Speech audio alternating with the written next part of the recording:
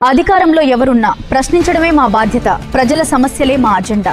కరీంనగర్ జిల్లా చింతకుంట గ్రామానికి చెందిన దున్నపోతుల రంజిత్ కుమార్ రోడ్డు ప్రమాదంలో తీవ్రంగా గాయపడి చికిత్స పొందుతున్నారు. విషయం తెలుసుకున్న కేంద్ర హోంశాఖ సహాయ మంత్రి బండి సంజయ్ కుమార్ ఆర్థిక సహాయం అందించారు. ఈ సందర్భంగా రంజిత్ తల్లిదండ్రులు, కుటుంబ సభ్యులు బండి సంజయ్కి హృదయపూర్వక కృతజ్ఞతలు తెలిపారు. నా పేరు రాజశేఖర్.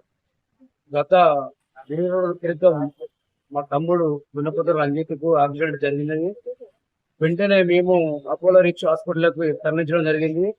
మా తమ్ముడు కొమ్మలో వెళ్ళడంతో వెంటనే మేము మన అన్న బండి సంజయ్ అన్న గారికి సాయం కోరడంతో వెంటనే అన్నగారు మాకు మా తమ్ముడు కొమ్మలో ఉన్న పరిస్థితిని గమనించి వెంటనే మాకు మా తమ్ముడి కోలుకోనికి ఆర్థిక సాయం చేయడం జరిగినది.